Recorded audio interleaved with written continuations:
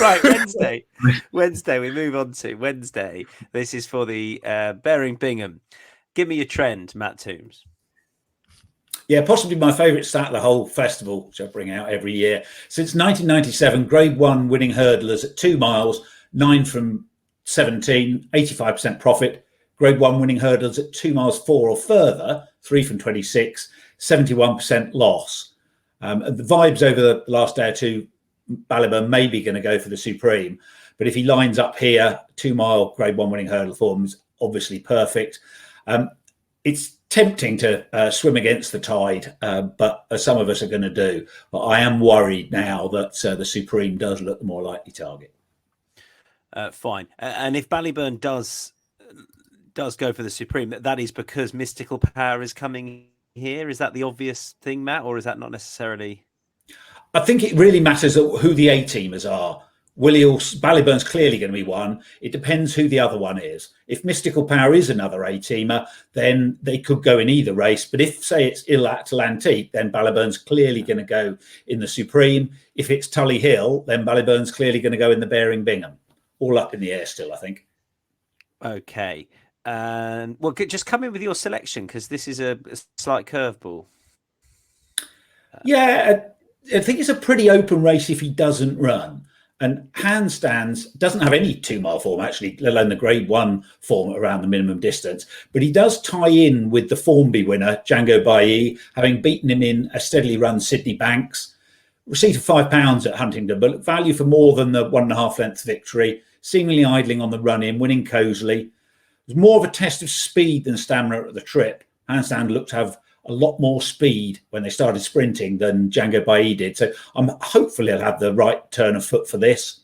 He was green on his first 2 starts over hurdles, and this was just his 4th career start, and he looked much more professional. He only made his career debut in a point on the 28th of October. So I'm hopeful he's on a steep upward curve, more so than some of those who were running in bumpers last year and even points the year before. The Sydney Banks was on soft ground. He's by getaway out of a King's Theatre mare, so could improve a fair bit if he gets a sound surface. And Ben Pauling is one of my go-to trainers at the festival. Learned his trade with Nicky Henderson, especially about picking horses at Cheltenham. He's 3 from 49 at the festival so far, 20% profit. He won this 7 years ago with a 15.0 shot Willoughby Court. His horses are constantly under bet at the meeting. So it looks like cutting up. And if Ballyburn doesn't run, it could be a weak renewal. I think he's a decent each way shout. Okay. 16.5 handstands, 3.85 for Ballyburn. He's odds on, non-runner, no bet with some sports books. So Charlie, if you do think he's gonna line up here, then a bit of a no-brainer, surely. 3.85 Slade Steel, 5.3. Completely, yeah. If he is going to line up here, it's an absolute no-brainer. I mean, as I'm a Tully Hill fan, it would be the obvious thing, and it'd be what I would do. But as we know, Willie Mullins, and who are we to kind of question his judgment? But I think Ballyburn's an outstanding horse. I mean, look, if he runs in the Supreme, he'd probably win that as well. But I think this is the obvious race for him, and yeah, I just think he's the best novice hurdler running at the entire meeting. Donn? I like Slade Steel, Tom. I think he's been kind of coming along nicely in typical Henry Bromhead style for a novice hurdler. He beat King of Kingsfield really well in his maiden hurdle, and he stayed 2.5 miles well in the Grade 2 Navan novice hurdle back in early December. He beat Lecky Watson that day, and that form has worked out pretty well. He had no answer to Ballyburn the last day. That was over 2 miles. Would the step up and trip be enough of a positive for him to allow him to get closer to Ballyburn? I think so, though Ballyburn, obviously, he's got 2.5 mile form as well. But at the Dublin Racing Festival, the Grade 1 novice hurdles, obviously, the 2 mile race and the 2 mile 6. If there'd been a 2.25 mile race, I suspect he'd run there as there used to be. I suspect he'd run in that. But he's a horse who gets further than 2 miles. Even when he beat King of Kingsfield over 2 miles at Naas, it wasn't until going over the second last when his stamina kicked in that he got the better of him. And King of Kingsfield is a talented horse, as we know. Subsequently, he finished second in a Royal Bond hurdle. So I can see Slade Steel improving again.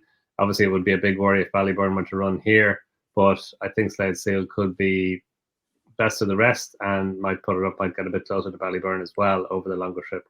Dan, you agree? Yeah, absolutely. And it's the idea that Ballyburn won't run here. I think Ballyburn is the standout novice herder of this. And to be honest, I've been trying to maybe oppose Slade Steele if he is the favourite. But every time I now keep looking at the race, I just come back to the idea that he is the most likely winner in a world where Ballyburn runs in the Supreme.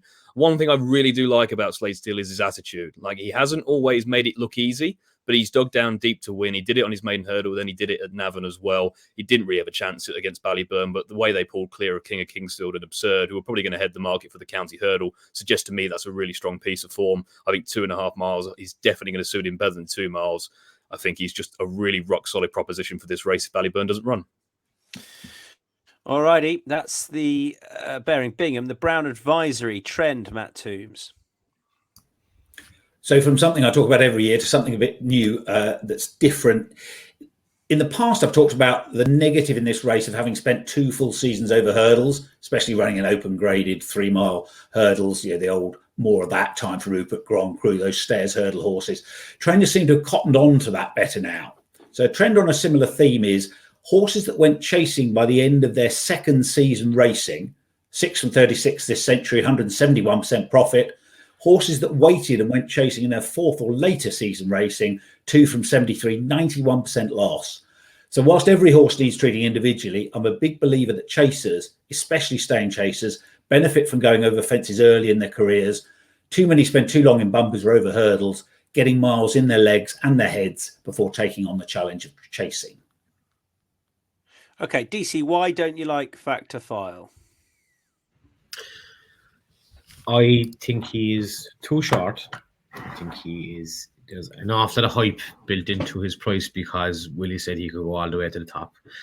Thought the race he beat Zanna here in, I thought his jumping wasn't of a horse that is going to win a Gold Cup in the next couple of years. I just didn't like the way he went through the race. No, I know he won easily. He probably has an engine, but I can see him trying in a few bad jumps, and I can see someone like Broadway Boy going out in front who has done it at the course and at distance already, going out in front and just getting away from them and putting them under pressure and behind them. And that's basically it. I think he's far too short for this. I think there are other decent enough horses in it, like Stay Away Fame, Anti-Star. It'd be hard to pick between. I might put up Grey Donny for this in a preview there a few weeks ago. I think he'd have a right chance as well, but he does kind of talk. He'll go for the Turners now. If he ran in this, I'd be backing him. But I just think that there's a bit of depth to it, and I would rather have an evens bet on the field rather than an evens bet on Factified. Okay, we go the prices and we go all the way down to Broadway Boy. I'll show you what he is. Right at the top of the betting, 2.1 for Factor File, 4.8 Stairway Faye, 55.0 for Broadway Boy, Dan. Oh, yes, my favourite. And maybe that drift is maybe indicative that maybe they're thinking National Hunt Chase. But it wouldn't be Nigel Twiston Davies like to do that, because I think they're going to look at this race and it's going to be a small field. Like, we're going to have maybe 4 or 5 in this. Obviously, we've got the top 2 in the market, Monty Star. I think Sander Clegane will run here. But other than that, you really are struggling for runners. And Broadway Boy, I think his run style is just made for this race. And obviously, you have to forgive Warwick. I think a combination of factors there. I think he was found to have ulcers in his stomach afterwards. And also, it was his 4th race in a fairly short period of time. And he had a couple of hard races before that. But you go back before that, you're talking about a really upwardly mobile novice chaser whose run style is made for this kind of race. Because he won that listed race by 20 lengths.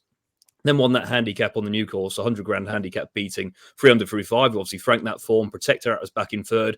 And what's impressive about that is he did that despite making 3 terrible consecutive errors at a crucial stage in the race. Now, that would have knocked most horses out of that race, and he rallied back to win quite comfortably. I think he's a seriously likeable horse. He has a great attitude, and given it's a small field, he'll go from the front.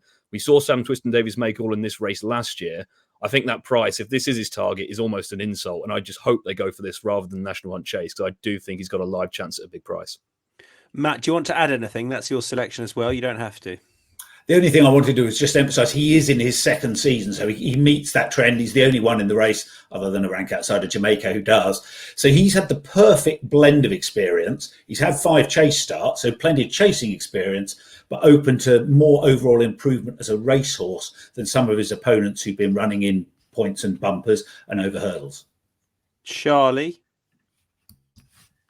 Yeah, I mean, this, I think I've decided I was going to put up the one that I think has a best chance of winning this race if he runs, and it's Grey Dawning. I mean, I was actually speaking to Dan earlier on, and I mean, he just said he'd like the ground to be very soft, and it makes the decision easy for him, and he'd run the turners because maybe he thinks there's less strength in that race. But I think this race presents his optimum conditions. I think he's better at 3 miles. You know, I think he's bold jumping. You know, so he was very good against Appleway the last day around Warwick.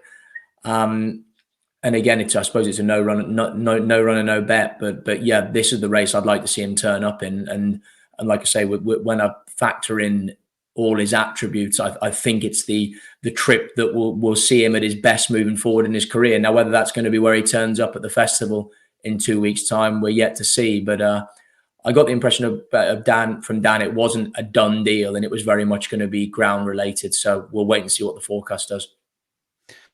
Okay, Sean Drage agrees. Alan Keane and El Sheen are with Monty Star, Steve. Yeah, me too. And I like that stat from Matt about the horses that stay too long over hurdles, because Monty Star only had 3 runs over hurdles.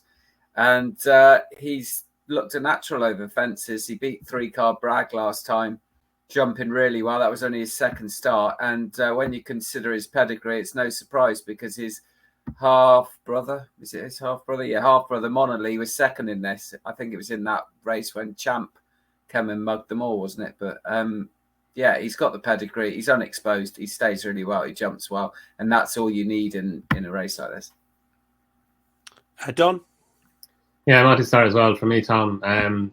Just think he's, again, another typical Henry de Bromhead improver going over fences. He was a really good staying novice hurdler last season. He won the Grade 3 at Clonmel before going to Cheltenham. He was pulled up in the Albert Bartlett hurdle, but he didn't have an ideal preparation for it. The race was probably quite quick after his win at Clonmel, and I think Black Lion and Boston's Angel were both pulled up in an Albert Bartlett before coming on to win this. His jumping, as Steve said, is really, really good. He finished 3rd behind Corbett's Cross and 3-card Bragg in one of the hottest beginners chases run this season. He had Nick Rocket behind him that day, and then against 3-card Bragg at Punchestown last time. His jumping was really good. He just sat in behind. Rachel Blackmore was able to give him a breather every time he jumped the fence. He was making ground on 3-card Bragg at pretty much every fence. He won really well. And coming on here, as Steve said, his half-brother was second in this race before Monolly. He stayed at 3 miles on heavy ground the last day at Punchestown well. And yeah, I can see him stepping forward again.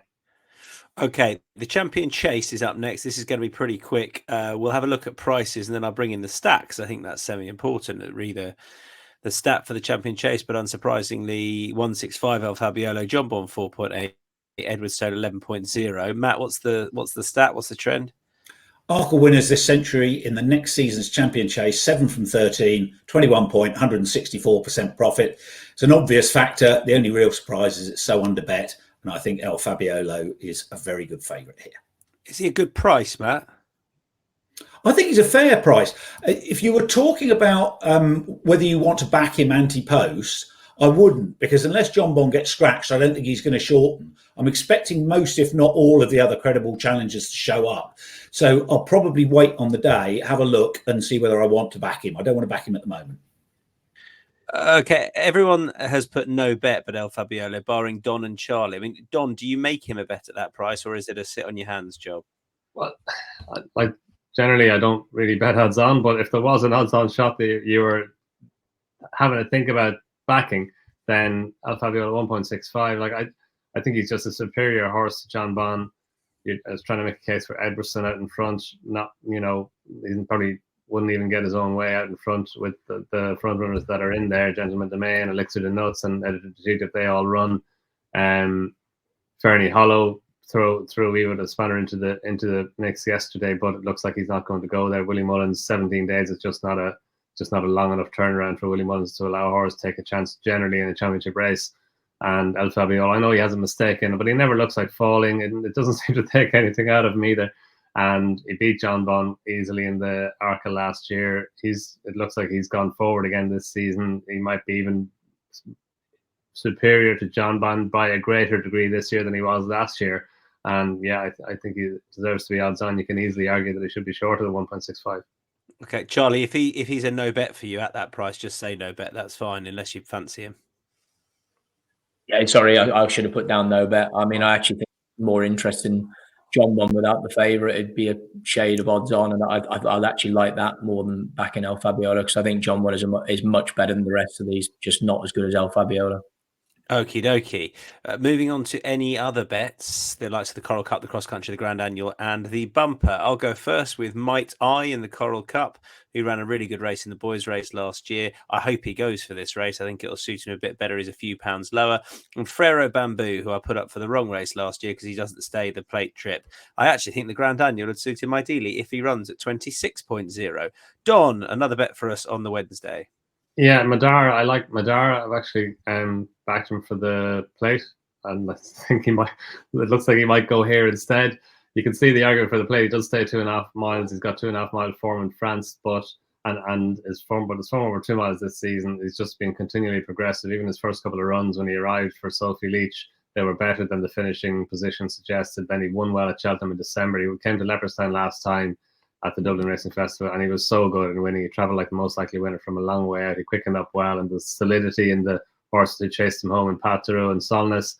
So he got a £10 hike for that, but he's only a 5-year-old. He's still improving, and yeah, Grand Annual or play wherever he goes. I think he's a really interesting horse, and he seems to be a decent price as well. Steve, one for the Grand Annual, named after me. One for the Grand Annual, but not named after you. Well, it is Tom, but you're not very mighty. But this is my best bet of the week at the prices, Mighty Tom in the Grand Annual. A horse that is been desperate for a fast run race, and over fences in 3 starts, he hasn't got it. He went to Cheltenham, I think, for a bit of experience. He was 3rd of 4 in that race where JPR won. Was unseated at the last when he was going to win, and it wasn't all that far away, but he was just held up at the back in a race run at an ordinary gallop, and again last time behind Zanaya, never in it. I think they've been lining this one up, and I think it's interesting that it'll get the sort of rating that several horses have won this race off in recent years. So Mighty Tom at 30.4.0 I think is a really good bet. Okay, and Charlie, one for the Coral Cup, who I thought was interesting too. Yeah, Donny the Great in the Coral Cup. He's been, after a really long layoff, has shown some decent form this year. I thought his 4th the last day in the Betfair at Newbury was screaming out that he's ready for a step up in trip.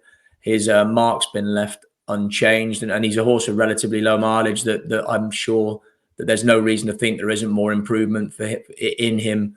And Henderson has a pretty good record in this race. So yeah, Dolly the Great and that. And then the other one would be a big price is Royal Infantry in the Bumper. He's unbeaten for Dan Skelton. Won a listed Bumper the last day at Newbury. And yeah, he's just a really, really likeable horse. Hit the line strong at Newbury after travelling well.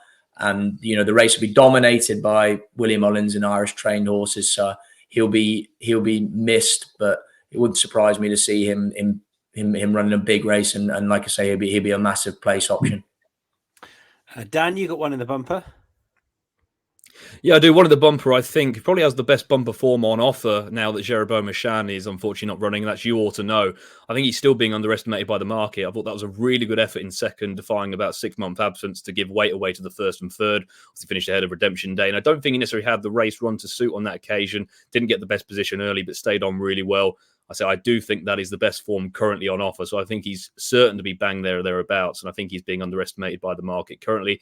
And then in the Grand Annual, I think Calico is just a really rock solid proposition. So banging on the door this season. I think it's been unlucky in a few handicaps and hasn't really had the races run to suit because he's been ridden too aggressively, kicked for home a bit too soon. He set the race up for others on a few occasions now. I do think his prominent run style is a benefit in the Grand Annual, especially on the old course, but I'm hoping now they're riding with a bit more restraint, don't necessarily go too aggressive, but obviously good course form. Still isn't overly exposed in these races, and he's kind of the old school Grand Annual winner in that he hasn't won a race this season, so hasn't been overly unduly hard on his mark, and I do think he's capable of winning a race from his current mark, and just seems a really rock solid win and place proposition.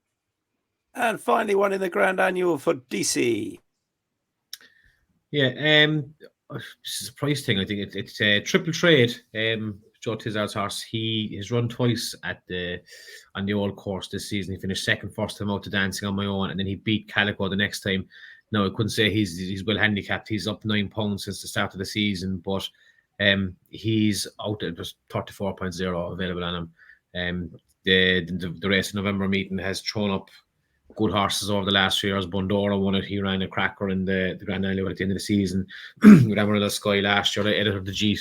It's just a good trial. Again, he's running off 138. He's not going to be near the top of the weight, and I can see him hitting the frame at a big price. Helen says, surely Donny the Great doesn't get in. So I was looking last year. Harvey said that surely doesn't get in. 134 got in last year. He's 132. That's bottom. Matt, have you got anything on the coral to hand or not? Don't worry if you don't.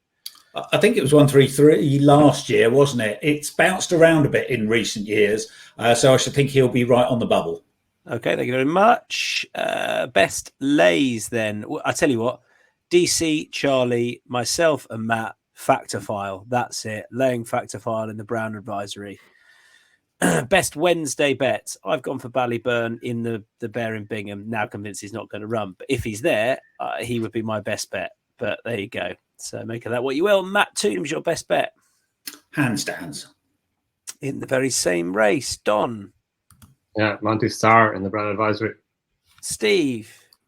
Mighty Tom Grand Annual, best bet of the week on prices. Charlie Poste. Again, every chance mine won't pitch up, but Grey Dawning in the Brown Advisory. Dan. I'll go with You Ought to Know in the bumper. And you. Lay Factified in the Brown Advisory. Yeah, good. Just make it up as you go along. You can't do that. It's the best bet, but don't worry about it. It's rewriting the rule. But we've missed you.